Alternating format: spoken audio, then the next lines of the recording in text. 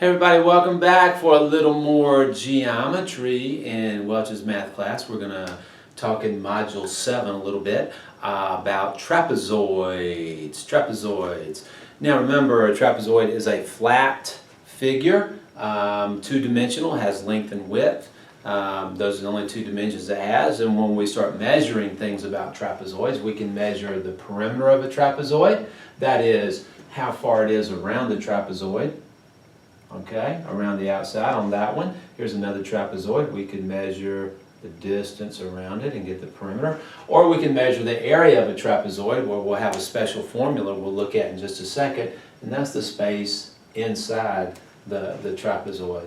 Okay, so we got a couple trapezoids here we want to take a quick look at. This is the traditional view of a trapezoid. What you'll notice is we have a line across the bottom, a line across the top. These two lines are parallel.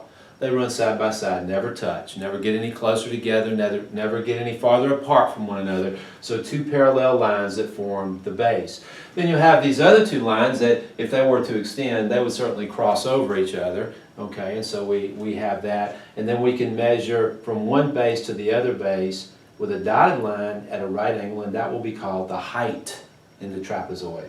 This trapezoid here is turned up on its side. The base is oriented here. The base is oriented here. These are the two parallel lines for the bases of this trapezoid. So the height will be a dotted line that runs between those at a 90-degree angle right there. So these are a couple of different looks for a trapezoid.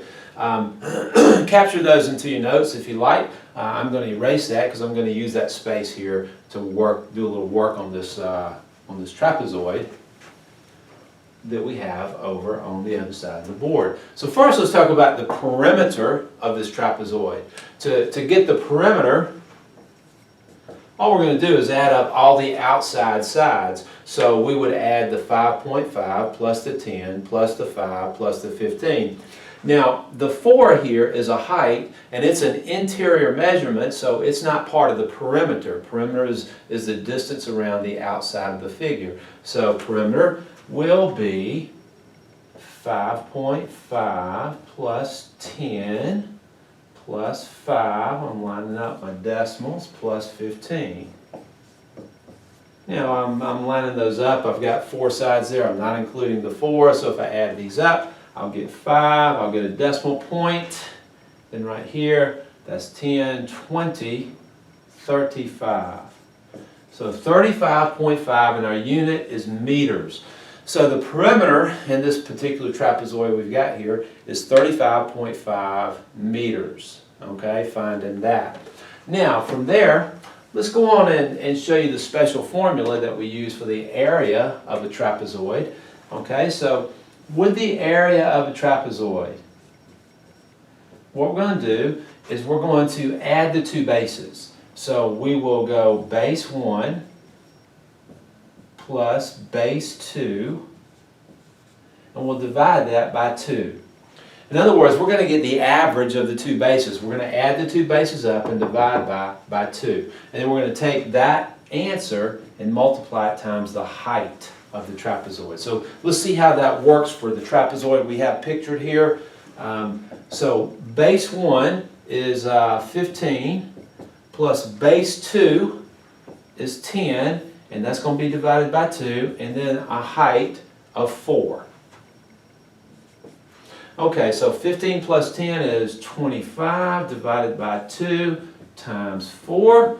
25 divided by 2 is 12.5 times 4. 12.5 times 4.